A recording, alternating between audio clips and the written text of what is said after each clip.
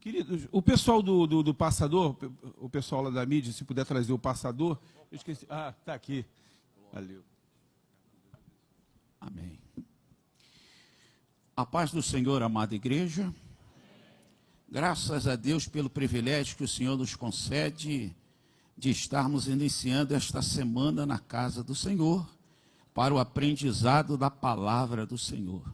E iniciando também o nosso trimestre, pelo menos naquilo que podemos falar de aula presencial. Louvo ao nome do Senhor por esse privilégio e por essa honra e também por este peso que Ele me concede de iniciar esse trimestre também, este ano letivo de escola bíblica dominical. Meus amados, nós teremos o privilégio de nesse trimestre, estudarmos a Epístola aos Hebreus. Então será, sem dúvida alguma, um privilégio termos a nitidez acerca desta epístola aos Hebreus. Antes de iniciarmos ou comentarmos determinados pontos referentes à nossa terceira lição, que é Cristo nosso Salvador perfeito, nós iremos um pouco até a lição de número 1, lição de número 2, uma síntese, e depois voltaremos à nossa lição de número...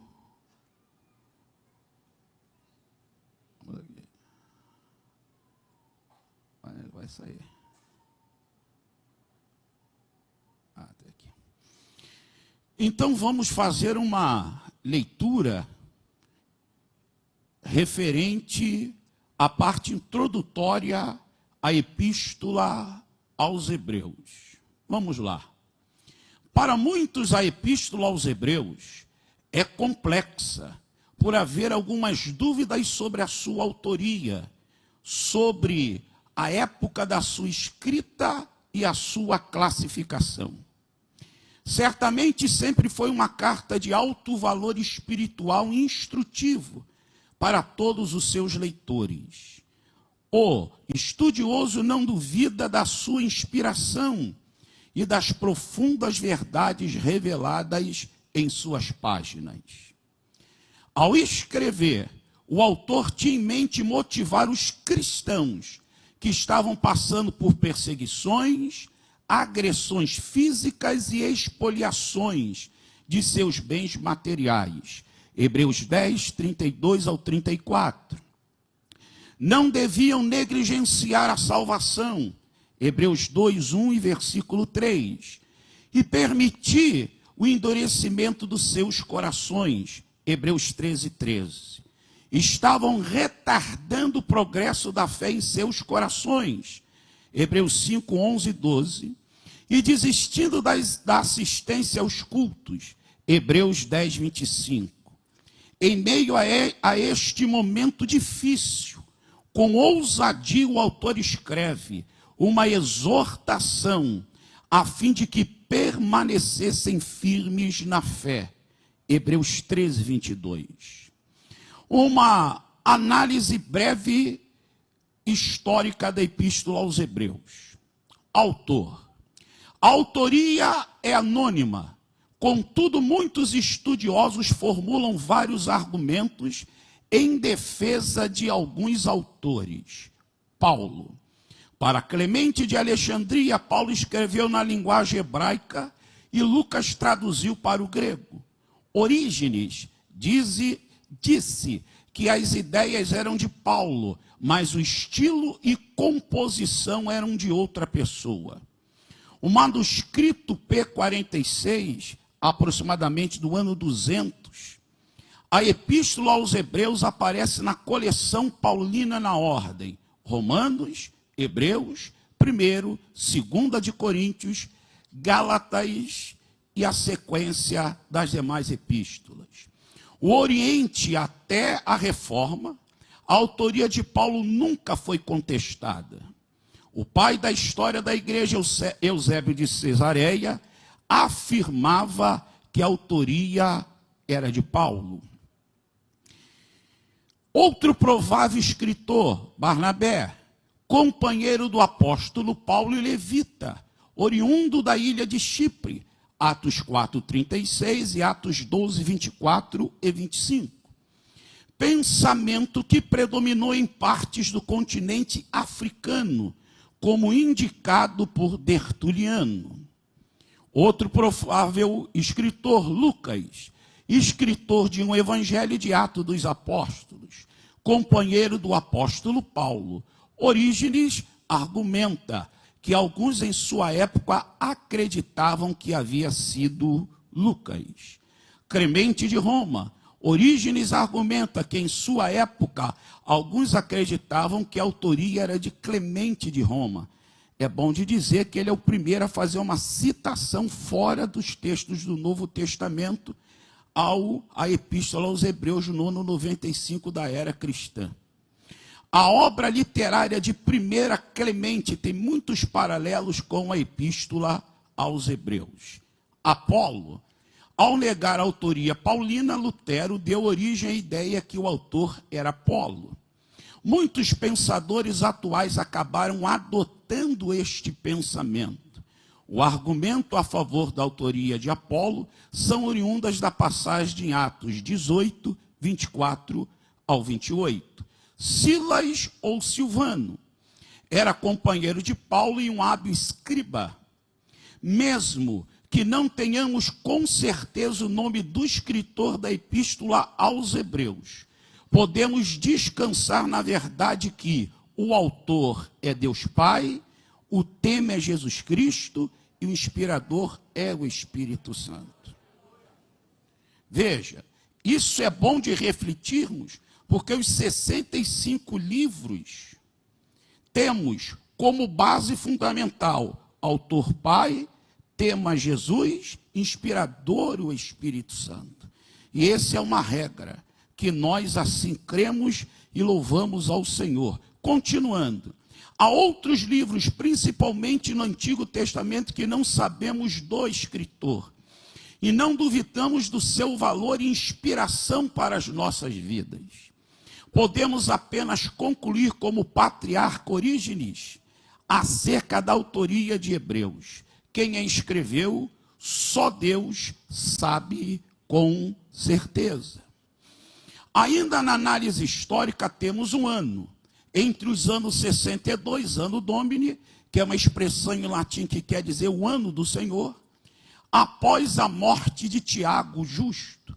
Esse Tiago Justo, historicamente, é conhecido meio-irmão de Jesus, escritor da Epístola de Tiago, e o primeiro pastor da igreja em Jerusalém. Morto por apedrejamento na ocasião da investida do sumo sacerdote Anás, o moço. E o ano 67, ano Domini, antes da guerra dos judeus. É o período histórico. Local, a epístola foi escrita em Roma. Os da Itália vos saúdam. Hebreus 13, 24. Destinatários. A epístola foi escrita para os cristãos que estavam em Roma, nas igrejas situadas em casas e que estavam a ponto de abandonar a fé em Cristo para retornar à antiga fé judaica. Uma epístola que motiva os cristãos a não apostatarem na fé. Apostasia é uma deserção, mas a manterem-se firme e contínuo em Cristo Jesus. Tema: a superioridade de Cristo. Textos chaves. 1 Hebreus 8:6. Mas agora alcançou ele ministério tanto mais excelente, quanto é mediador de superior aliança, que está firmada em melhores promessas. Observe, excelente, superior e melhores.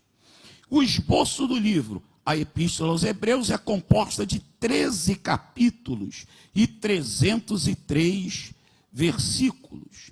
Temos aqui uma breve divisão referente à Epístola aos Hebreus. temos Cristo superior aos profetas, capítulo 1, do 1 ao 3, Cristo superior aos anjos, capítulo 1, do 4 ao 14, Cristo superior a Moisés, capítulo 3, do 1 ao 6, Cristo superior a Josué, capítulo 4, do 1 ao 8, Cristo superior a Arão e a toda a ordem araônica, capítulo 4, do versículo 14 ao capítulo 5, versículo 1 ao 10. Cristo superior a Melquisedeque, capítulo 7. O novo santuário, o novo concerto, capítulo 8.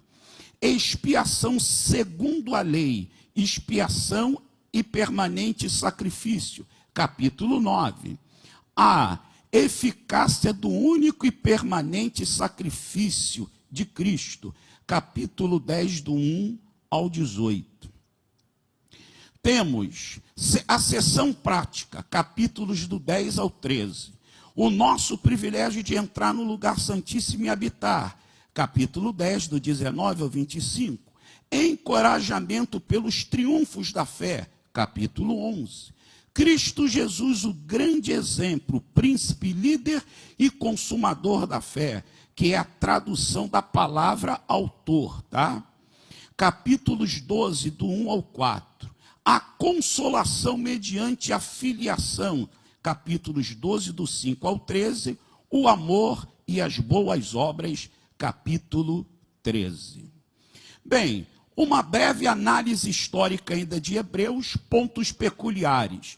Escrito em forma de homilia. Homilia é o termo grego para pregação. Escrita em forma de homilia, que reúne doutrina e prática da vida cristã. Assim o patriarca Orígenes se expressou. Começa como tratado, desenvolve-se como sermão e termina como carta. Para mostrar a superioridade de Cristo. Motivar os cristãos à fidelidade com Cristo. 4. A superioridade do Evangelho em relação ao judaísmo. 3 informações importantes. Quem escreve era um pastor que exortava o rebanho a perseverar. Hebreus 13, 22. O escritor conhecia Timóteo. Hebreus 13, 23. O escritor escreveu de Roma para os seus leitores que residiam em Roma. Mensagem pastoral para um rebanho descompromissado e desanimado, que era motivado a avançar na fé. Considerado o texto mais refinado no Novo Testamento, abeirando-se do estilo grego clássico.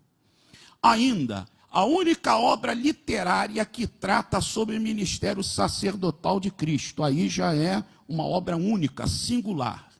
Contém o principal capítulo sobre a fé, Hebreus capítulo 11. Um outro capítulo importante é Romanos 4. Só que em Romanos 4, Paulo trata da fé no sentido de salvação. Hebreus 11 no sentido de vida cristã. Epístola que mais exorta sobre os perigos da apostasia espiritual. Nesta epístola recebemos uma instrução da parte de Deus, que para revitalizar as nossas igrejas, precisamos de pregações e ensinos genuinamente bíblicas. A superioridade de Cristo, já foi a primeira lição. Segunda lição, vamos lá. A superioridade de Cristo em relação aos profetas. Mesmo que o escritor não tenha realizado uma obra elaborada, afirma que a revelação que veio através de Cristo é superior em relação a todos os profetas. Aqui um pequeno paralelo. Eles foram profetas, mas Jesus é filho. Os profetas anunciavam a palavra, mas Jesus é a palavra. Os profetas anunciavam a vinda de Jesus, mas Jesus é o cumprimento da palavra dos profetas. A autoridade dos profetas estava na expressão, assim diz o Senhor. Então, ele chegava e usava essa expressão que alguns chegam a sugerir 3.800 vezes no textos proféticos. chegavam e diziam, assim diz o Senhor, a ideia era essa. A palavra que eu anuncio é do Senhor. A autoridade é do Senhor. Assim diz o Senhor. Agora Jesus, a autoridade dos ensinos e pregações de Cristo estavam nele.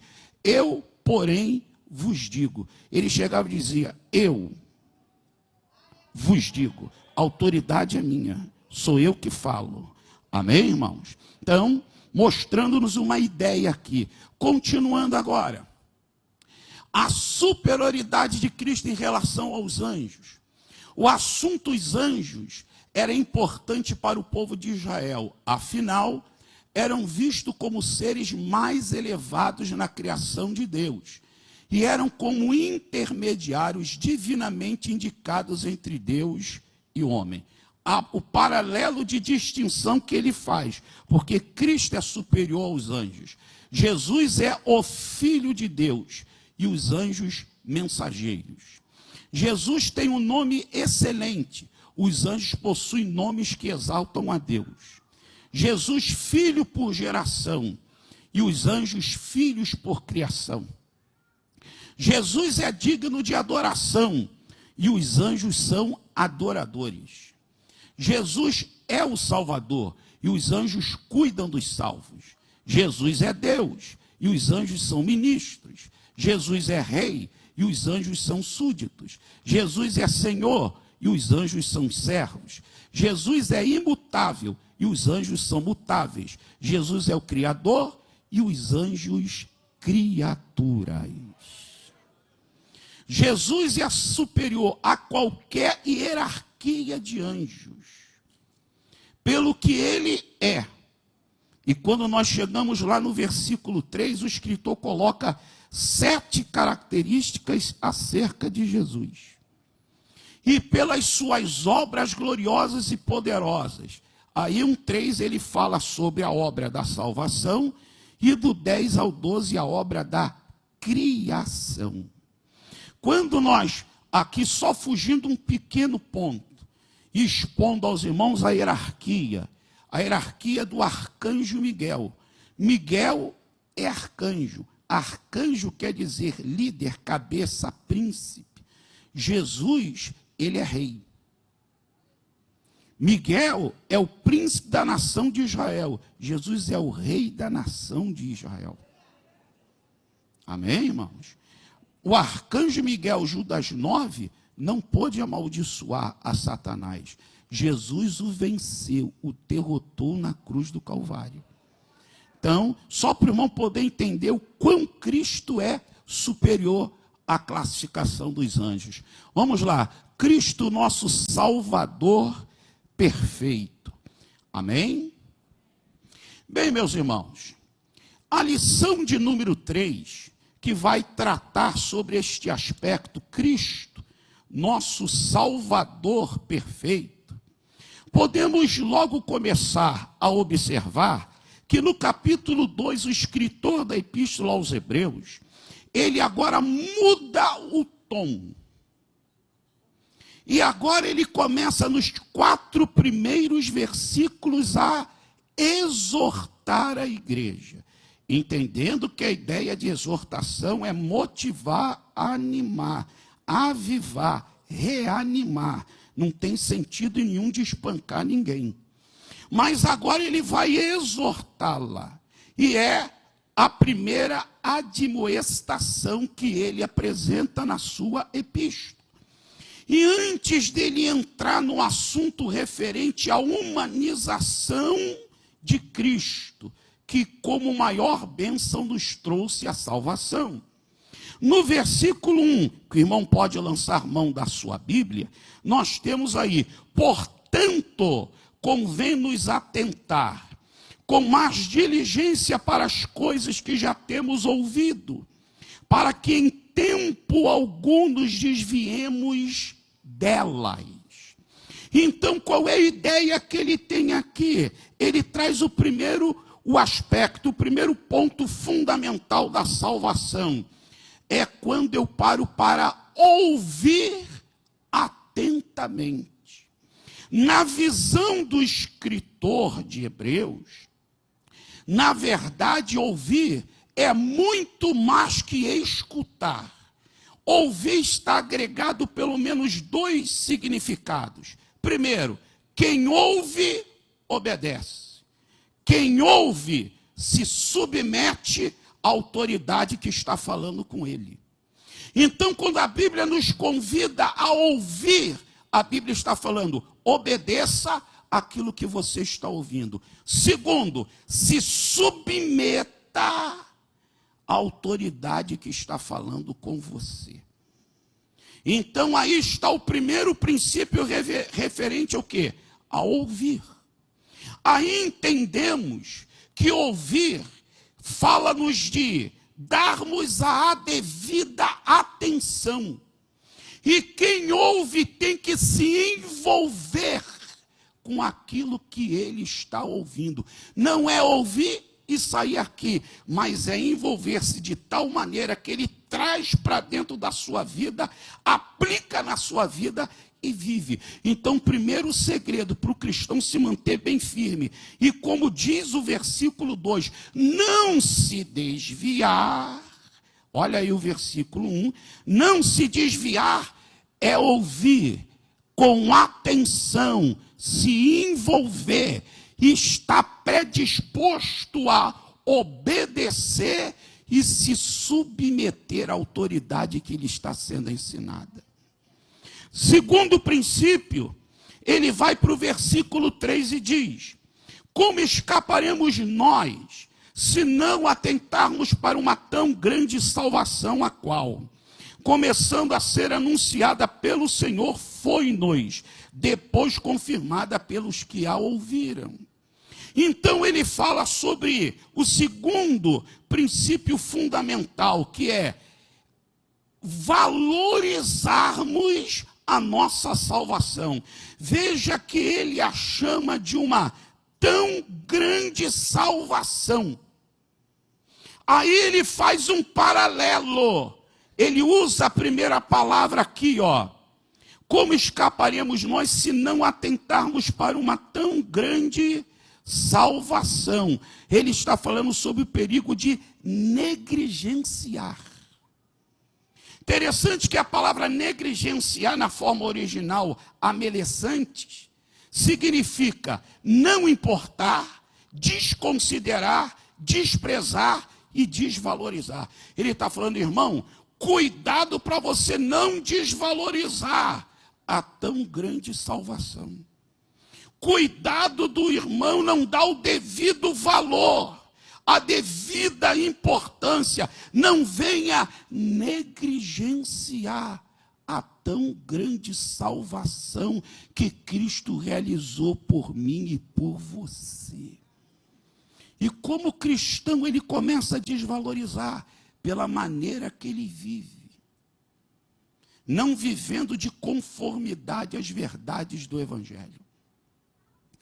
Terceiro princípio que ele ensina, ele fala que o Evangelho foi de forma tríplice confirmada.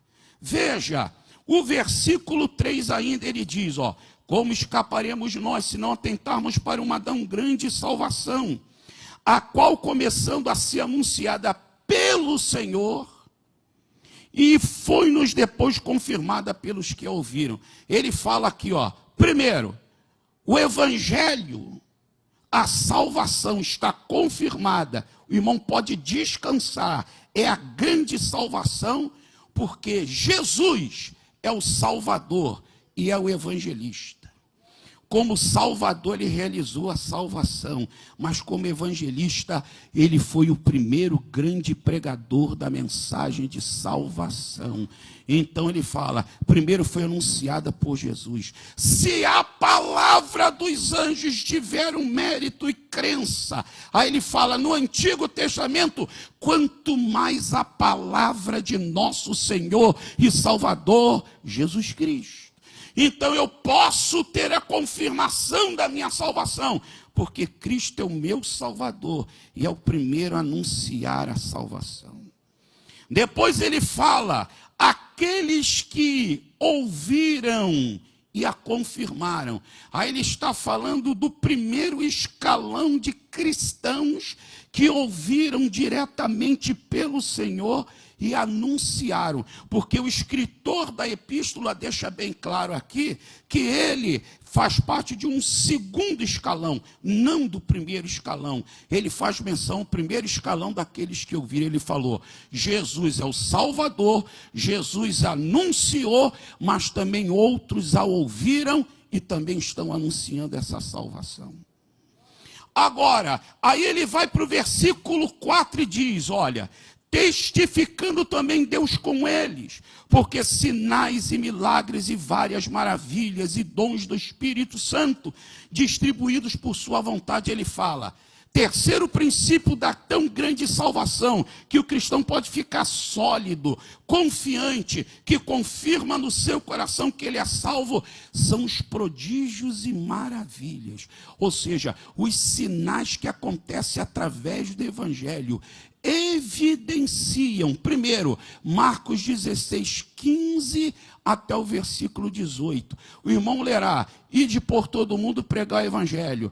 A pregação do Evangelho. Aí você chega no 16, quem crê o quê? No Evangelho pregado é salvo. Versículo 17, e os sinais seguirão aqueles que creem. Quando eu paro para ouvir a mensagem do Evangelho, sou salvo, creio. Mas também, após ouvir e crer, os sinais me seguem como evidência do poderoso Evangelho de nosso Senhor e Salvador Jesus Cristo.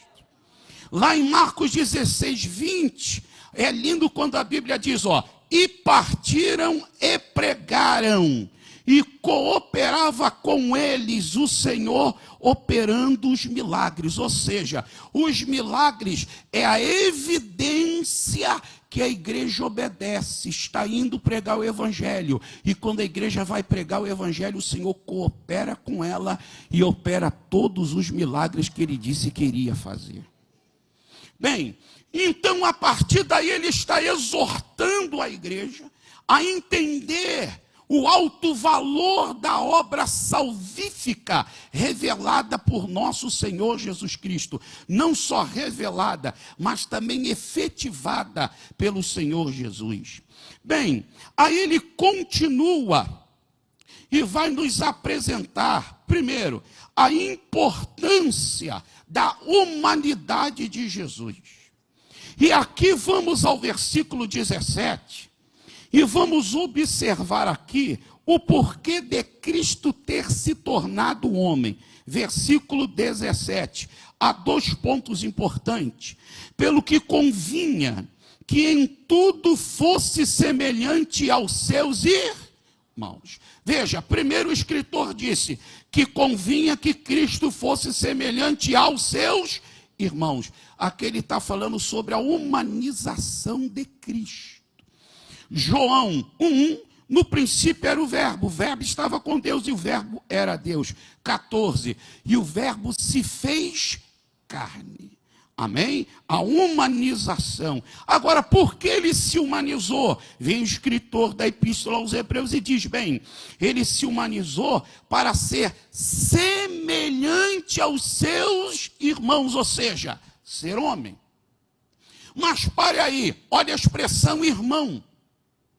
Quando nós vamos a alguns textos, como Levítico 25, Números 35, Rute 4, Jó 19, 25, nós vamos nos deparar diante de uma expressão que na forma hebraica é chamada de Goel, ou parente remidor. Porque Jesus se tornou homem para se tornar o nosso parente. Olha a expressão irmão. Mas quem era o Goel? Levítico 25. Primeiro, era o parente mais próximo de uma pessoa. Levítico 25, 47 e 48. Mas por que ele tinha de ser um parente mais próximo? Primeiro, Levítico 25, 25. Para resgatar uma propriedade perdida por causa de pobreza. Número 1. Segundo, quando vamos também a Levítico 25, se eu não me engano, do versículo 46 até o 47, para resgatar um parente que se tornou escravo. Era livre, mas agora se tornou escravo. Entendido? Porque Jesus se humanizou para ser o meu parente próximo. Quando ele se tornou parente próximo, ele se tornou o meu remidor, o meu salvador, o meu resgatador. Aí, como no Antigo Testamento o resgatador, o parente resgatador, resgatava a propriedade, quando eu aceitei Jesus Cristo, mesmo aquilo tudo que um dia eu perdi, o Senhor é poderoso para resgatar e me trazer novamente.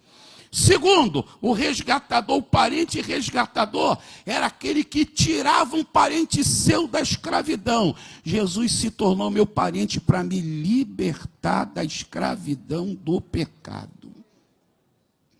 Quando eu chego em Números 35, a Bíblia vai falar sobre o vingador do sangue, que era um parente da vítima falecida. Isso mostra de quê? Que Cristo é também aquele que na cruz do Calvário deu um golpe fatal no inimigo. Ele nos vingou. Está Colossenses 2,15. Se lá no Éden o homem cai, na cruz, o homem Cristo venceu a Satanás e triunfou. E é por isso que nós estamos aqui como vencedores para a glória do nome do Senhor. Mas ainda não termina aí, porque em alguns momentos o parente resgatador, ele casava com a mulher, com uma viúva. Se lembra de Ruth e Boaz? Boaz é o remidor, é o parente resgatador, casou com Ruth. Um dia, o nosso parente remidor que veio me libertar da escravidão, que nos vingou na cruz do Calvário, que está restaurando tudo que um dia nos foi tomado. Um dia ele vai voltar, vai nos levar para si e nos fará de noiva a sua esposa por toda a eternidade. Por isso que o autor de Hebreus está dizendo, porque convinha que em tudo fosse semelhante a seus irmãos. Mas ele continua dizendo ainda, olha, para ser misericordioso e fiel sumo sacerdote. Ele vai falar que Jesus não apenas quando se humanizou se tornou meu parente próximo, mas ele também se tornou nosso sumo sacerdote. Se o irmão lançar mão, e aí o irmão pode ler em casa, Hebreus 5, do 1 ao 3, você lerá 4 características para a função do sumo sacerdote. A primeira, tinha de ser homem. Por isso que Jesus se humanizou. Porque se Jesus não se humaniza, ele não seria sumo sacerdote. Ele tinha de ser, primeiro, homem e ser chamado do meio dos homens. Versículo 1. Versículo 2, ele tinha de ter condição de condoer-se pelas dores e fraquezas humanas, ou seja, ele não poderia ser um insensível à dor humana. É por isso que quando a gente abre os evangelhos, várias vezes nós lemos assim, e Jesus se movia de íntima compaixão. Jesus olhava a miséria, a dor alheia e liberava um milagre, operava uma cura, libertava pessoas. Versículo 3, e ainda ser capaz de fazer sacrifício pelo povo e por si. Deixa eu ressaltar, Jesus só fez sacrifício pela minha vida e pela tua vida, pela vida dele não, porque ele é santo, então não conheceu o pecado, mas pela minha e pela tua vida, ele ofereceu sacrifício. Por isso que Jesus se torna homem. E quando o irmão lê o capítulo 5, do 1 até o versículo de número 10, o irmão vai ver esse paralelo que o escritor está traçando. Daí, Jesus Cristo, na palavra do escritor da Epístola aos Hebreus, no capítulo 2, 17, ele primeiramente, ele é fiel, ele é poderoso para cumprir tudo aquilo que ele prometeu. E segundo, Jesus, ele também é misericordioso, ele tem paciência e ele é clemente com as nossas fraquezas e com as nossas limitações. Então, quando eu falo com Deus, lá está o nosso sumo sacerdote, que vai olhar para mim e olhar para você com um olhar de misericórdia, clemência, paciência diante das nossas limitações, mas Ele é fiel para cuidar de mim, cuidar de você, e assim nos dá força para vencer. Então aí está dois aspectos no qual o escritor foca. Agora, por que Jesus se humaniza? Aí nós temos do versículo 5 ao 9. E quando pegamos os versículos do 5 até o 8 aproximadamente, leremos que ele remonta ao Salmo 8, que a tradição judaica chama de Salmo da Criação. E a cristandade a chama de Salmo de Redenção. Então ele começa a fazer um paralelo, que outrora, quando o homem foi criado, Deus deu a ele a mordomia sobre tudo que está escrito. Gênesis 1, 26. Mas quando o homem caiu, quando o homem pecou, transgrediu, essa autoridade lhe foi roubada. Podemos ver isso lá em Gênesis 3, 17 ao 19. Mas quando Cristo se humanizou, o nosso representante, e ele o venceu a Satanás na cruz do Calvário, ele devolve agora para o homem caído toda esta autoridade que um dia nos foi tirada lá no Éden. Então ele começa a sua argumentação. Depois ele vai falar também no versículo 14. Leia aí conosco.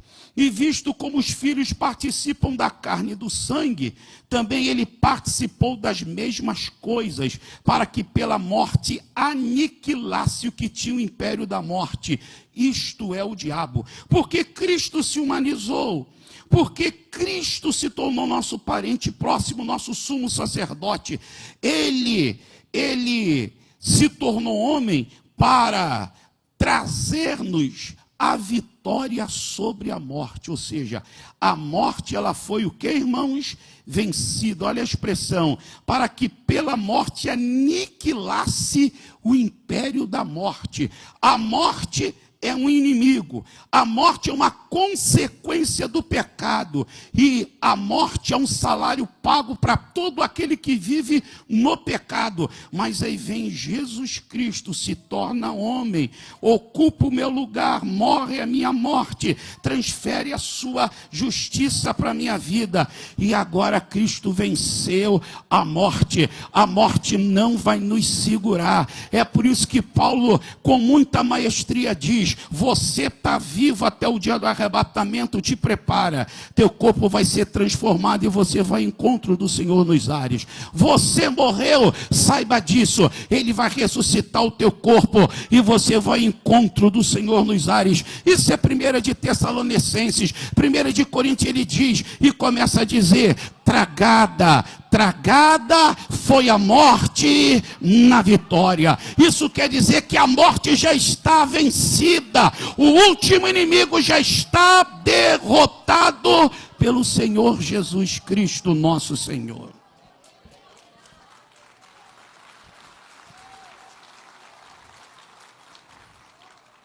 Livramento, olha o versículo 15.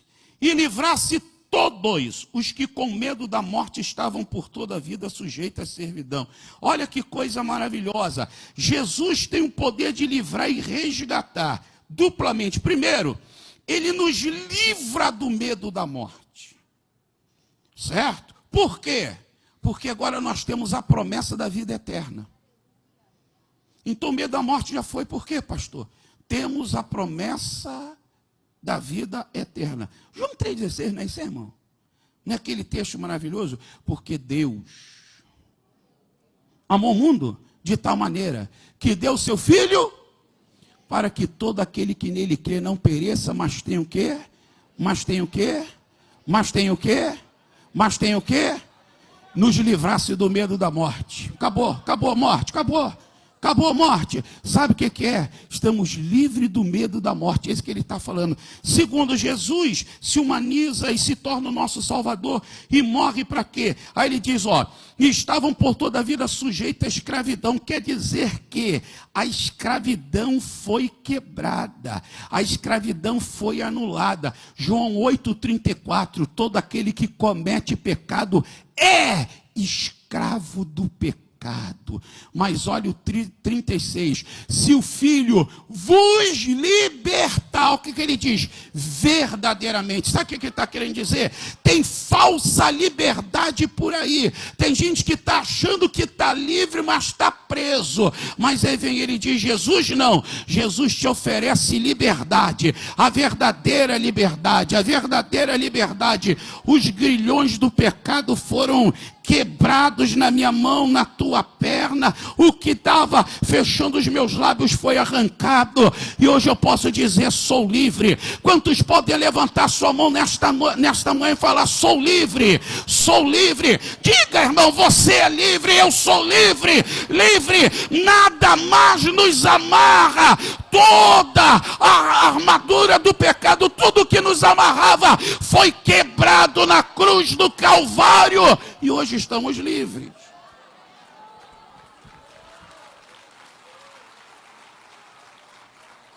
Olha o 16. Porque na verdade, ele não tomou os anjos, mas tomou a descendência de Abraão. Ele está querendo falar, ó, ele veio para socorrer, não a anjos. Ele não veio salvar anjos, mas ele veio salvar quem, irmãos? Aqui, ó. Na verdade, Jesus veio uma vez e vai voltar a segunda. Vamos lá. A primeira vez, ele veio para me salvar dos meus pecados. Eu criei. Então Jesus veio por causa de mim. Ele veio por causa de você. É chato, né, irmão? Mas é verdade, ele veio por causa de você. Segundo, ele vai voltar por causa da igreja, por causa de mim novamente. Ele veio para morrer por causa de mim. E ele vai voltar para me levar para o céu.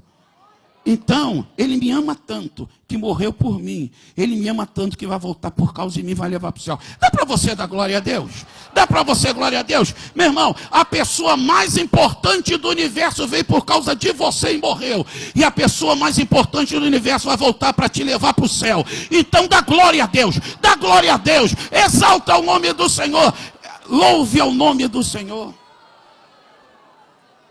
Vamos continuar agora, olha o versículo de número 18. Porque naquilo que ele mesmo, sendo tentado, padeceu. Olha a expressão, pode socorrer os que são, que irmãos? Tentados. Sabe o que está querendo dizer aqui, meu irmão? Ó, Jesus, a expressão do original quer dizer, grito, socorro quer dizer, correr em atendimento a um grito. Sabe o que está querendo dizer?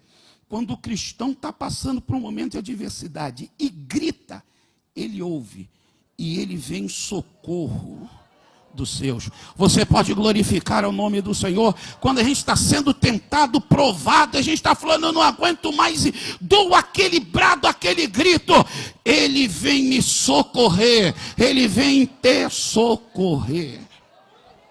Olha o versículo de número 17, finalzinho.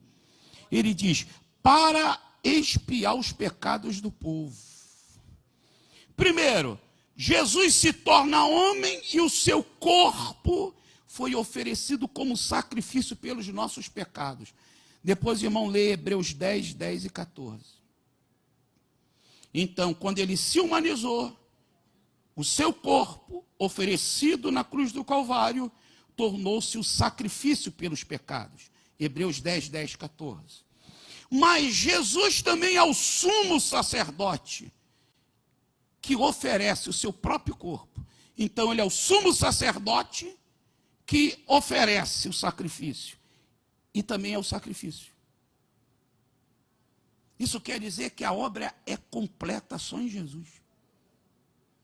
Se a gente ainda for mais à frente, vamos dizer, altar de holocausto, o local onde era colocado o sacrifício, tipifica Jesus. O local do sacrifício, Jesus, O sumo sacerdote Jesus, o que oferece o sacrifício, e o sacrifício é Jesus. Isso fala da suficiência de Jesus. Só há salvação nele, não há salvação em mais de ninguém. Ele realizou tudo por nós, e é por isso que estamos aqui como uma igreja lavada, remida no sangue do Senhor Jesus Cristo. Para finalizar, vamos lá, essa obra da sua humanização e os efeitos que ele realizou na cruz do Calvário nos tornou o quê? Versículo 11, olha aí.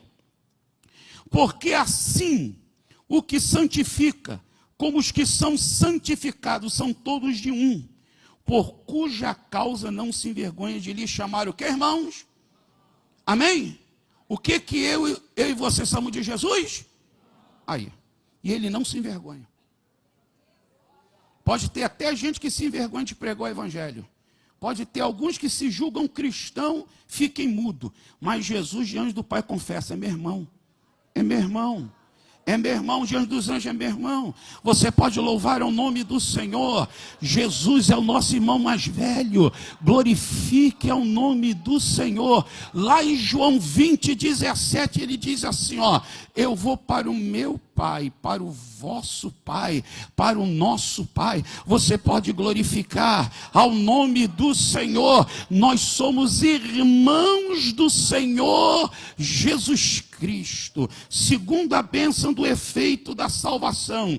Versículo 12 está aqui, dizendo: anunciarei o teu nome a meus irmãos, cantar-te-ei louvores no meio da congregação. Segunda bênção da salvação é adorar e louvar ao nome do Senhor pela obra da salvação.